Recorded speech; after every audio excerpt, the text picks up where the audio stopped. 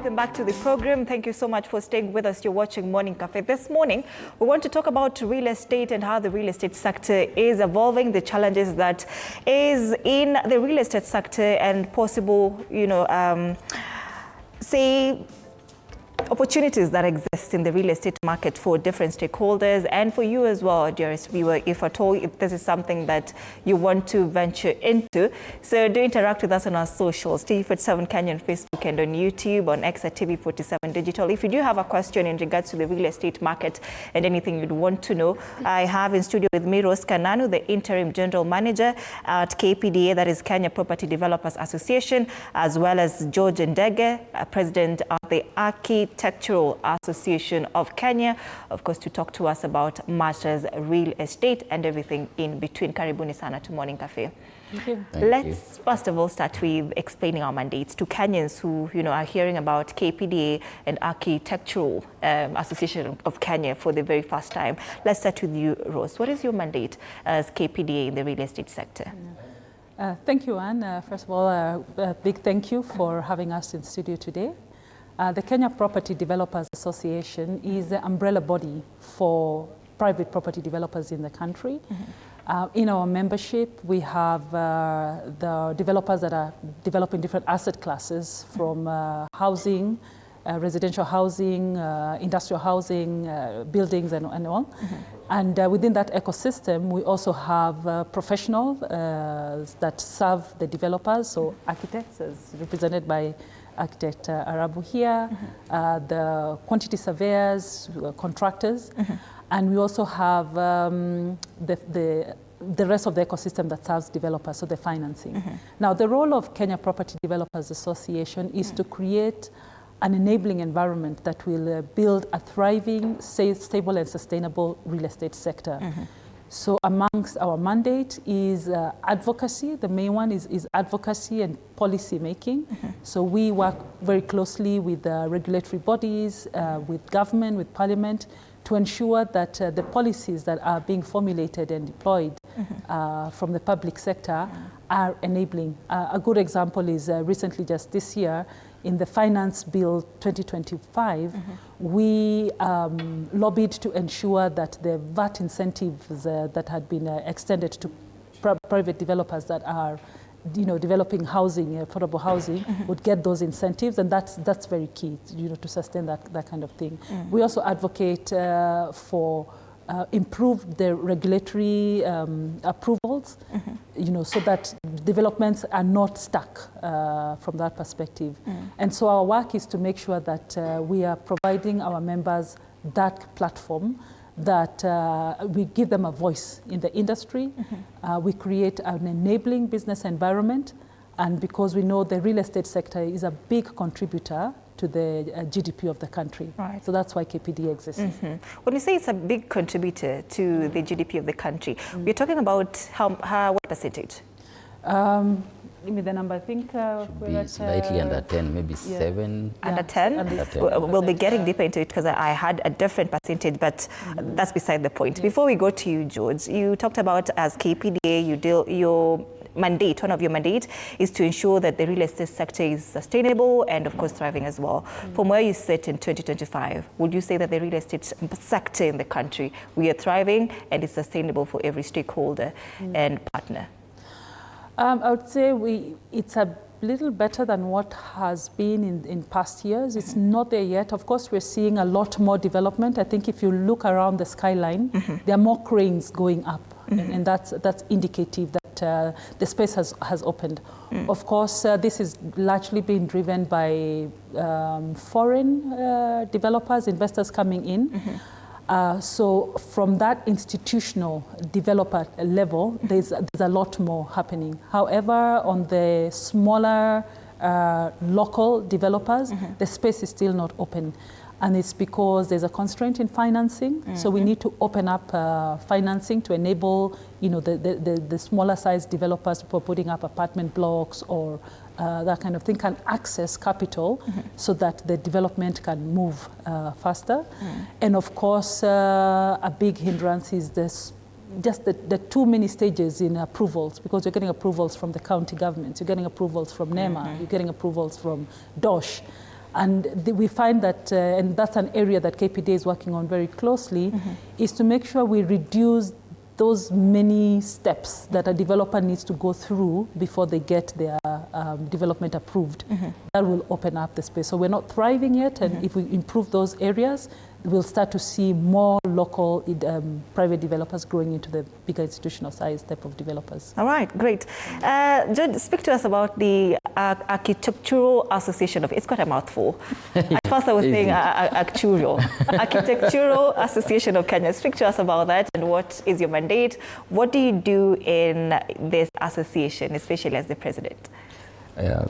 Thank you, Anne, and thank you, Rose, for inviting me to join you here. First of all, let me say that the Architectural Association of Kenya is not a mouthful until I tell you how many we are. We are an umbrella body of built environment professionals. In AAK, we are 8 chapters, which represent 8 different professions engaged in the built environment, supporting developers. And we are 58 years old, so we've been here for a while. And our main, really our main work that we do is there's the issue of advancing excellence in the built environment. The built environment is a very big, from the supply chain all the way to development and management of buildings and anything in between. So you can imagine all that needs some sort of management through a process. And that's where the designers come in: engineers, architects, quantity surveyors, town planners, interior designers, environmental design consultants, landscape architects. All these are people who are part of our members. And indeed, we work closely with developers because maybe, Rose, I should mention that I think every Kenyan is a developer because we are all building. So I think you should recruit literally anyone who has a dream to be a developer. And as AAK, we are here to assist. So 58 years in, George, how has the real estate sector evolved? Because if you're talking about 58 years, I wasn't here 58 years ago. How has it evolved? Are we doing, well, or there's still loopholes that you see and that you would say that, here, there are gaps that needs to be filled? Yeah, so the real estate is tied to what I would call the urban space. So when we are talking about real estate, we need to talk about our cities and how they've grown, and then closely coupled with the issue of population growth. So as populations are growing, so are cities, and so is the space of real estate. And if we tie the issues of population growth, the rate at which it's growing, the rate of real estate growth should also match that, because we are building for people. We don't build because we have money, we build because people need the housing. And unfortunately, the real estate has not grown at the same rate. That's why we have a deficit in housing, for example. That's why we have cities which are not properly planned. Why? Because there are more people who are being born in Kenya, for example, at the rate of 5% annually. We have population growth, and then we have rural-urban migration. All these people are coming to cities to look for work. And if they're looking for work, they need to stay somewhere. With all their cultural issues, they are coming and living very close together. So there will be challenges of how they relate and how they move around the cities from where they live to work. So in terms of growth, I think we are not growing fast enough, and that's why we are seeing a lot of pressure in our cities. And just before we proceed to Rose, you've mentioned something about infrastructure and the growth, especially in the urban cities. Nairobi, for instance, is known for growth without planning, quote unquote. So what are you doing as AAK to push for counties to adopt this master's plan? So in our quest for excellence in the built environment, we develop, we actually have advocacy pillars. And one of them, the most important one, is urban planning and development control. Why urban planning and development control is that if we do not have plans, blueprints in which the cities should grow and how they should be managed, then we fail. So what have we failed in? We don't have plans, despite the fact that the Constitution provides for counties to have county integrated development plans, which are then supported by the deeper levels of planning, like local physical development plans, which say where to build, how to build, and how to to manage those cities. So we don't have that, but we are pushing from the aspects of saying that it can be done, despite the fact that that whole mandate is vested in the leadership on allocation of budgets, for example. Most of the counties allocate very small amounts to their planning departments. So the personnel they don't have the resources to be able to do these plans. But we are pushing. Some of those employees at the counties are our members. Some of them are not. But we are advising counties to allocate the appropriate funding for that. But at the same time, future-proof the growth of their counties beyond the political 5-year cycles. Right now, we are focusing on every time there's a new governor, they start a new plan on how the cities should look. But they are forgetting that cities are built over tens of years, centuries, and you need to have a plan that the previous governor left behind and the new one can actually proceed with it. So those are some of the advocacy issues that at AIK we are pushing, on top of course being literally putting brick and mortar, because we are also engaged in the various projects that the developers are working on, and also the urban area projects like infrastructure, which involve the national government, the local government, and communities. We are very much engaged there. Yeah. So Rose, whatever George is talking about, that there needs to be a plan where when one governor leaves, the office, then the one that is coming after can continue with what they started. As KPDA, isn't that something that you can come up with? And if not, and if yes, why is there so much delay in that once the governor leaves, then the next one just has to start from fresh again? Yeah, and I think the role of private sector engaging not only at government level but politics, because I think it is there's a disconnect between government planning cycles and political ambition, because essentially the government planning cycles and the government plans should continue they should be sustained irrespective of changes in political leadership.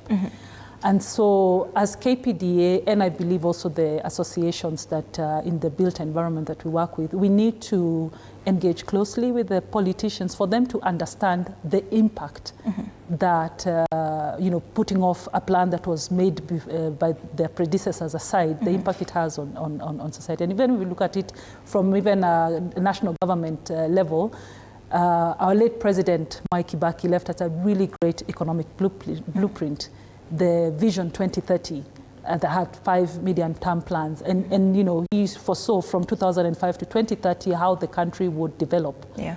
And so it would be prudent that as new regimes took over, that they would continue with that economic blueprint. It's the same thing with the counties as well.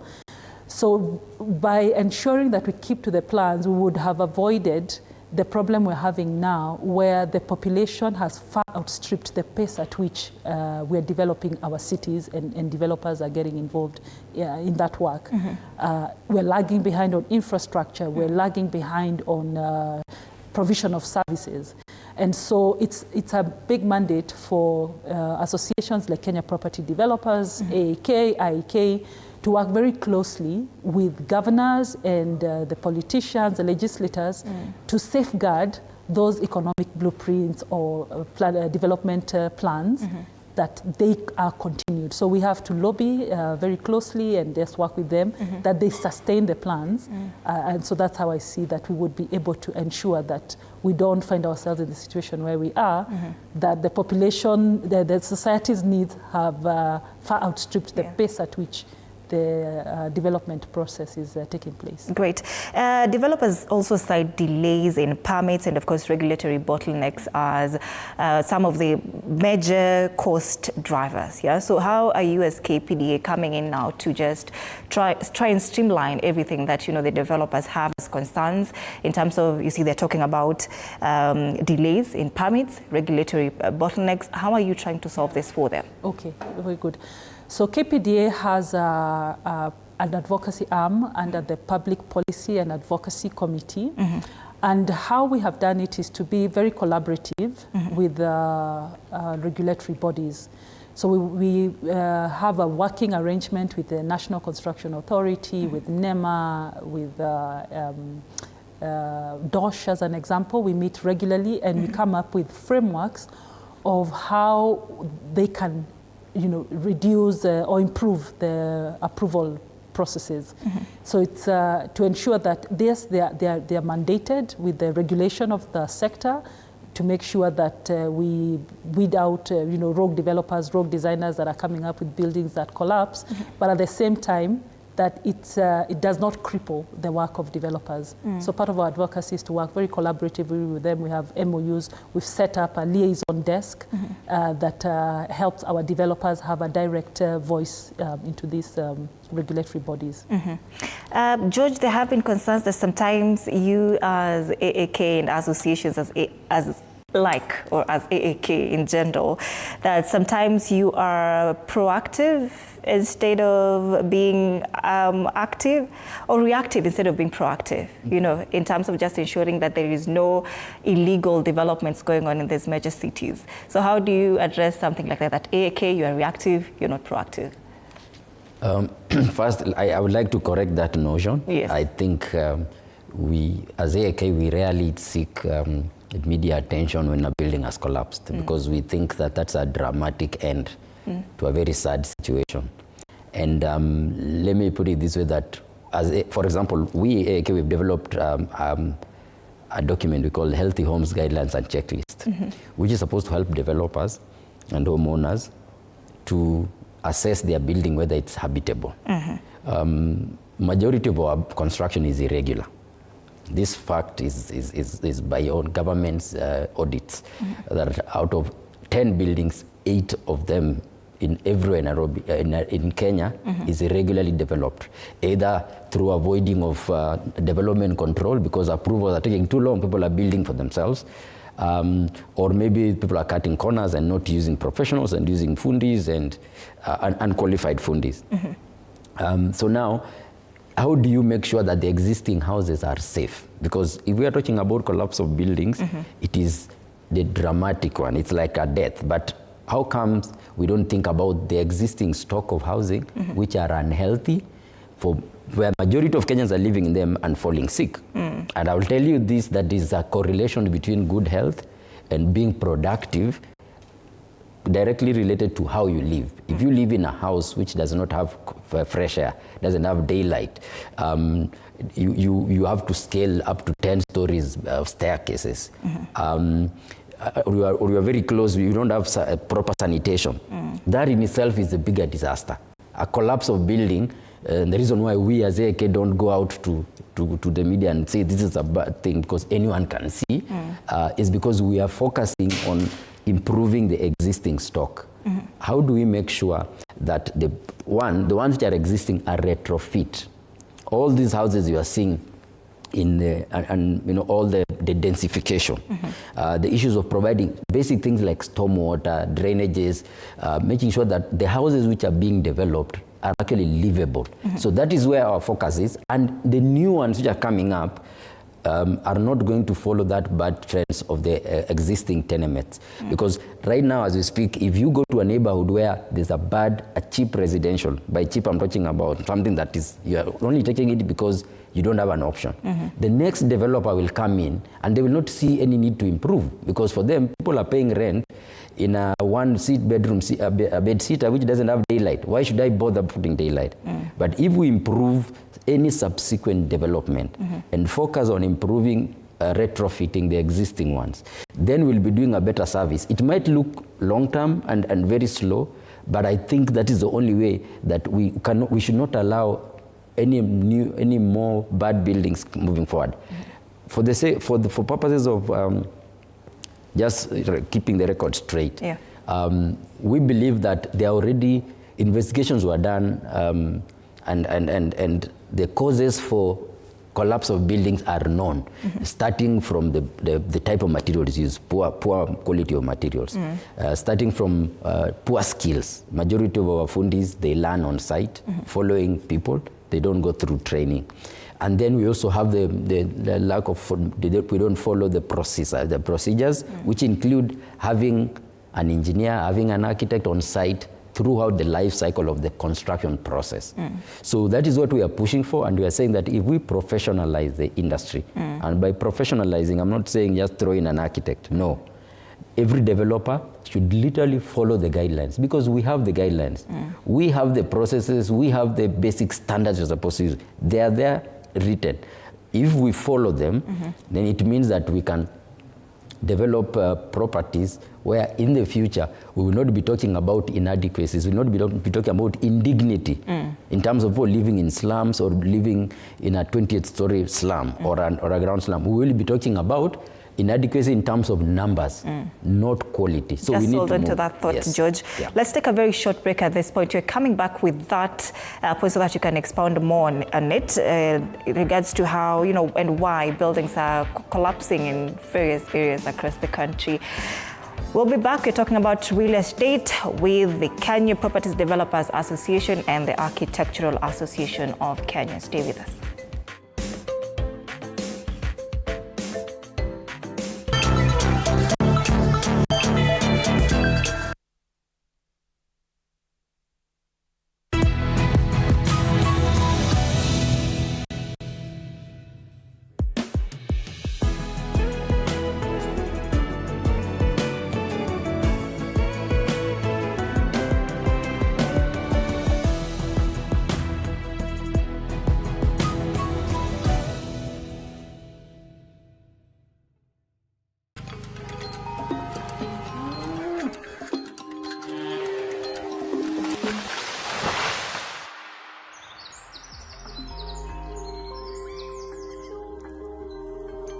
Our world is changing every day, and so should we, for the better. Each week, we tackle the big why, the question that should be on everyone's mind. Why isn't this fixed yet? Deforestation, global warming, and the adverse effects of climate change. The future isn't just something that we inherit, it's something that we create. Join us on The Green Fix as we tell the stories of those who refuse to give up.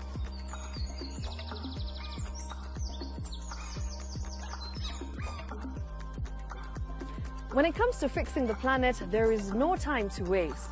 Join me, Shiksha Arora, on Thursdays at 9 p.m. on The Green Fix as we look into the big why, you and I.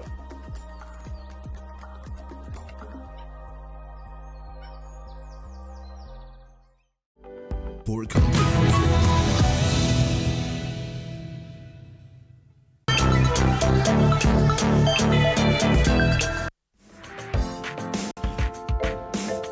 Welcome back. Thank you so much for staying with us. You're watching Morning Cafe. This morning we're talking about real estate. With me in studio, I have Rose Kenanu, Interim General Manager at Kenya Properties Developers Association, and of course George Ndege, that is the President Architectural Association of Kenya, speaking to us about everything real estate, the challenges that are there and the opportunities that are available for you, for developers, and for every stakeholder in the real estate market.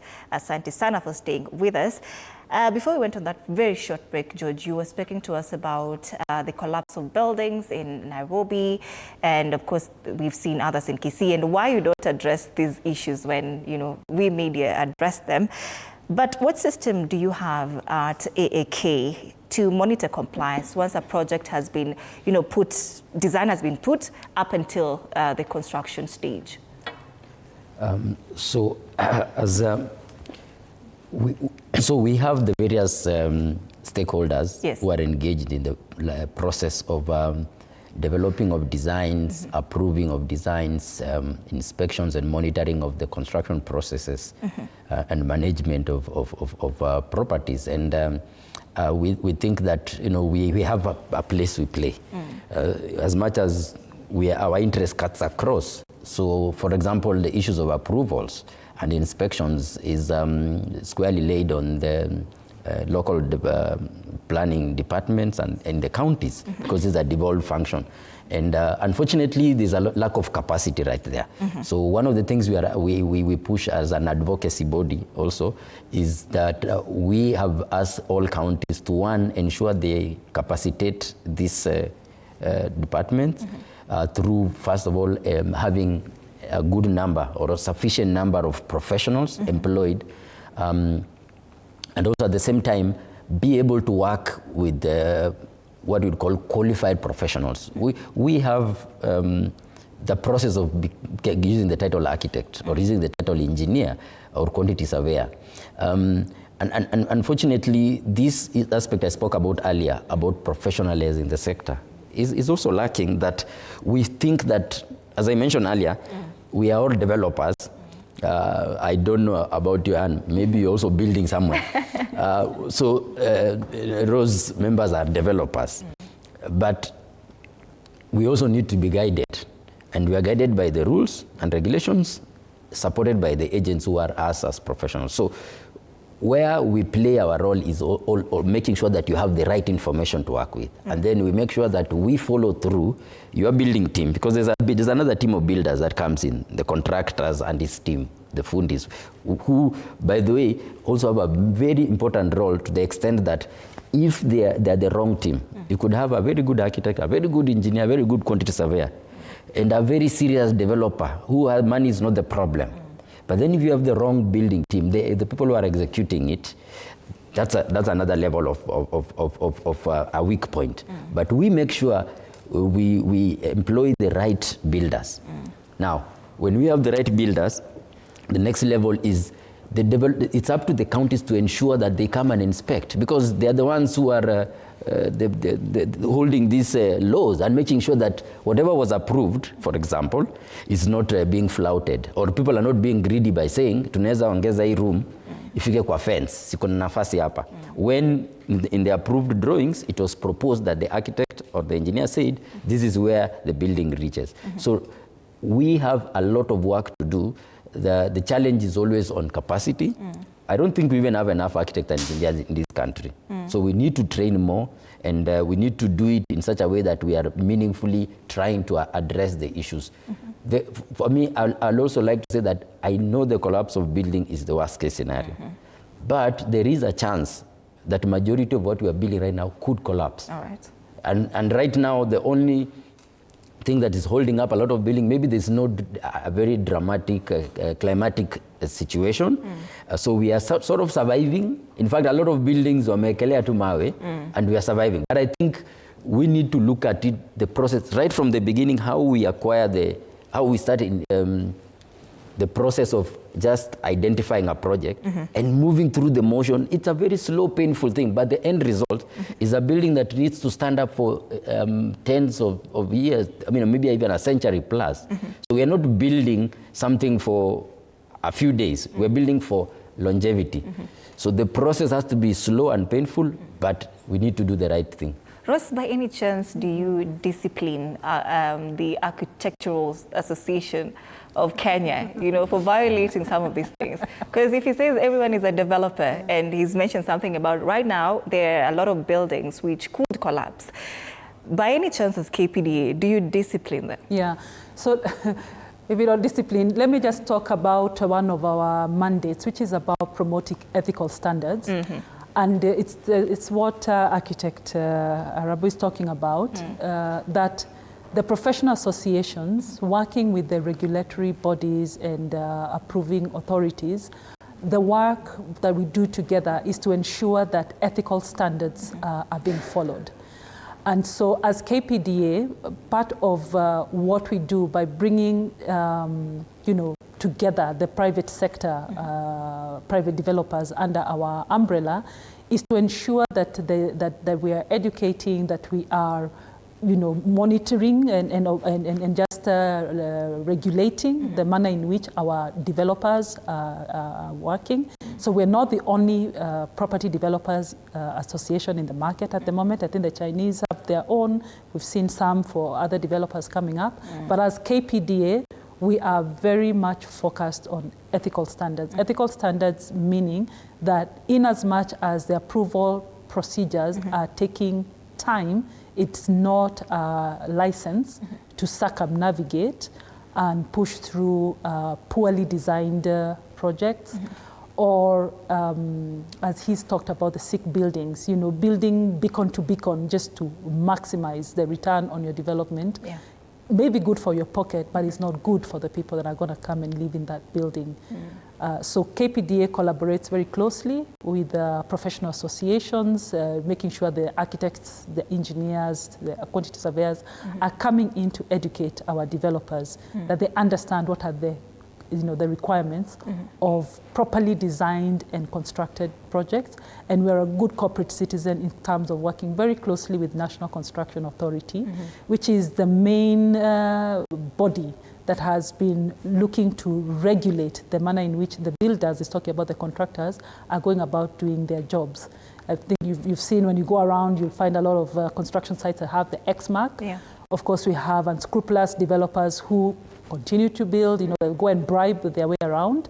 But we want to build a safer real estate sector where the buildings are properly designed, that we don't create, sick buildings that it's talking about, because an ethical real estate sector is good for everybody. It's good for the property developers who are looking to make a return on it. It's good for the people that are going to use that built environment at the end of the day. And it really does support the mandate of our regulatory bodies that have been put in by government to regulate the sector. Now speak to us about the affordable housing program. This is the government's flagship program. What is your role as KPD in ensuring that the affordable housing program delivers on quality and also affordability, if affordability is anything to go by? Yeah. What is your role? Yeah, so let me talk briefly about the affordable housing program. This is a program started in the previous administration, the Uhuru administration. It's a key flagship program that is good for our economy in terms of first, it's really to meet that housing deficit. As we've heard, the current deficit we're looking at least that we need to produce 200,000 homes every year to meet the growth of the population and the high urbanization rate. So the government of Kenya has made some strides, one in putting up the housing levy to try and build a fund, because for us to be able to produce enough stock of good quality housing to meet the need, the funding is a key one. So KPDA has looked at it as an opportunity to come in and support government. We need to get the private developers to actively participate in the affordable housing program.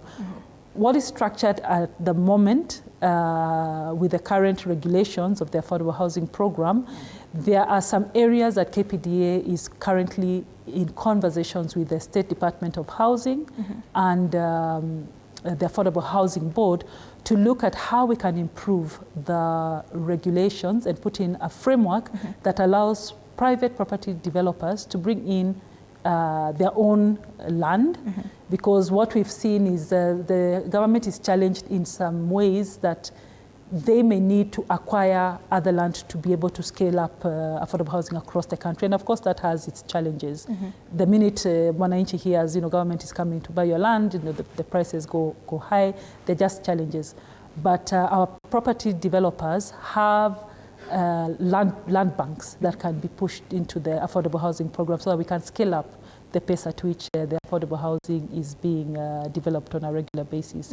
And recently, the KPDA has signed an MOU with the Kenya National Chamber of Commerce, which is the umbrella body of business owners across the country. And what we're looking to do with that partnership is to get KPDA to have that national reach, so that we're not just building affordable housing within the urban areas, but we're able to scale up across the country. So a partnership and a collaboration between Kenya Property Developers Association with the Affordable Housing Board and State Department will look at how can we make it scalable, so that there's a whole lot more coming out of the affordable housing, market rate type of housing. And as we work through the pricing structure, we can also look at how homes that are affordable, especially to first-time homeowners, the young professionals that are getting into the market, instead of going into a rental, long-term rental kind of arrangement, that they can become homeowners early, and the young families. So for young people who want to become homeowners early, what option do you have for them, even as you continue to speak to that? Because you're trying to say that you're trying to put in measures that will ensure that everyone has access to a home early enough. Then are you talking about mortgages, or what exactly? Is it rent to own? Yes, speak to us about that. Yeah, so the affordable housing program is a whole ecosystem. We sit on the supply side. When I say the supply side, the property developers' work is to construct so that there's enough housing stock available to the Affordable Housing Board to be able to, sell on to homeowners. So that ecosystem, of course, requires the demand side. So government, through the Affordable Housing Board and State Department, needs to figure out how, once we as property developers produce that stock supply of housing, that there's an offtake process that allows people to now get into the mortgages. We have seen government put in place a very good body, the KMRC, the Kenya Mortgage Refinancing Company. Yeah. The aim of that body is to make mortgages affordable. Because one of the biggest problems we've had over many years, I'm sure you've had, there are very few mortgages compared to the population. And expensive. Yes. So KMRC has come into place to bridge that gap and create affordable mortgage financing mechanisms that allow people to come in and buy houses. If you look at how people did it in the past, they'd go to a bank, get a bank loan and pay the mortgage for several years. But we've now have the innovation around rent to own. So whilst you're renting, you are slowly owning your house. And I think that's a game changer for especially the young first-time homeowners, that you have affordable rents, in the range. If I look at the housing, the social housing, I think they're talking of about 3,000. If you pay 2,000, 3,000 over a long period, you get to own your home, and we've seen that has been able to open up space for the bottom of the pyramid kind of homeowners. So KPDA's role is not to do the offtake, which is government's role, but our role is to come in and make sure once that offtake structure and the pricing is right, our property developers will be able to now start supplying a stock of good quality housing at the pace at which our economy, our population is growing. So this is very anecdotal rather, but I think you'll correct me. Kenya's mortgage to GDP ratio is under 2% from what I was looking at. And the issue was about access to housing finance being quite low, which you've addressed, you've spoken about that. But the question was, what can be done differently? And while you address that, speak to us about the upcoming conference on September 25th. What do you aim to achieve with that conference? Who are the people coming on board? And who are you trying to lobby, to be part of the table, decision-making table, even as you, prepare ahead of this conference? So to wrap up the conversation on the affordable housing, I think what will unlock is innovation around the financing. So KPD, as an example, has two key actors. We have housing finance and KCB mortgage as part of our board. And part of what they look at is just coming up with creative and innovative ways of building up financing that will not only provide the stock of housing, but also create the space for mortgage owners. So let me talk about the annual conference. Kenya Property Developers Association holds a flagship annual conference every year. This year's conference is taking place next Thursday, the 25th of September, and the conference will be held at the Hyatt Regency in Westlands. And this conference is actually convened to bring about these real estate conversations that we're talking about. So we will be featuring presentations and panels, one tackling what we were talking about earlier, the development control and easing up the process of approvals so that the environment, the real estate sector can start to thrive again. We'll also bring a very important conversation that is happening in our society right now, where we're seeing a tension between the residential associations pushing back developers and even going to court to stop some of those developments. So we have a panel where we'll bring residential associations and developers and regulators together to talk about this issue and how can it be improved. We'll also have forums that will be talking about funding of real estate. And in fact, one of the innovations we've done this year is to introduce a deal room where property developers who have ready projects that are ready to go to market will pitch to investors. The Fund Managers Association will bring the investors, and other international investors will also be in the room to see how can we unlock funding for the real estate sector. We'll also have a panel talking about women in real estate. This is a very, very key in terms of just creating equity and space for women to get involved in the property development. And AI and technology, how its impact is. So we want to welcome everybody. We are looking to convene over 300 participants, from the property development, the financiers, the associations, and and other people that are interested in making this sector grow. Government will be represented in the conference. So I invite anyone who is really interested about real estate, wants to come in. Please come into this conference, and they can reach us out. Can I share a number so people can call us? They can reach us at the KPDA Secretariat on 0725 286 689. So please call us. We'll tell you more about the conference. Register, come and attend, bring your voice, and hold hands with KPDA to make a better real estate sector. Very nice. Let's give George a chance to tell us what you hope to contribute or highlight during your panel session at this conference next week. Thank you very much once again. And of course, I want to thank KPDA for roping us in their conference. Our intention really is to bring in this gospel of professionalizing the sector. It is highly irregular.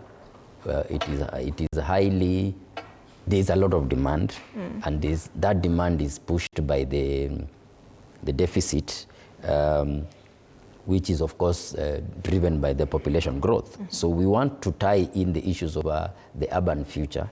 How do we shape our urban future to an extent that developers are not seen to be, I need to make my money now and exit. So my discussion really will be to encourage the developers that, one, the space is big enough for all, and there's enough, the sector can actually grow beyond the 10% to contribute more to the economy, but it needs to be done right so that even what is being developed can have a future, because a building that is not done properly now will become derelict in a few years' time and be replaced by a building that will be done better at that time.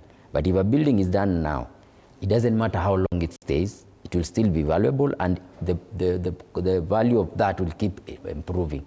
So my discussion really will be also to tie in to what AAK a week later will be doing in Kisumu, a conference on shaping the urban future. But the shaping of the urban future, there will be the builders, there will be the consultants who are advising on what is being built, they will be the people financing this. And the issues of, for me, innovative financing is dire in this country, because we have the financial sector that does not trust the developers or the people who are putting in the money. So how do we make sure that the money that's being put is put in the right way? The only way you can safeguard that space and make sure the loans that are being given are used in the right place is if you're using the right teams, the right professionals, and the processes are right, so that you are there within the law. Because even when the banks are asking for statutory approvals, when the banks are asking for documentation to show that this is a legal building in a legal property, it's all about laws, and then it means that the investment was worth the while. Yes. All right. That is George Ndege, President, Architectural Association of Kenya, and of course, Rose Kananu, Interim General Manager at the Kenya Property Developers Association. Thank you so much, ladies and gentlemen, for making time for us to have this conversation. We were talking about real estate and everything in between, and in regards to the conference that is scheduled for next week, Thursday, that is the 25th of September, with the theme Reset, Reform, Rise, right? Very right. Oh, fantastic. Fantastic. Thank you so much for watching and for being part of this conversation. That brings us to the end of this segment. My name is Anne Odida. We can continue with this conversation, of course, on our socials at TV47 Kenya on Facebook and on YouTube, and on X as well at TV47 Digital. And you can contact KPDA with that number that Rose here has provided for us. You want to say it again? Yeah, the number is 0725 286 689. And also I want to give a shout out to Cape Media and TV47, who are the official media sponsor of the event. Fantastic. Thank you so much. Stay with us. You're watching Morning Cafe.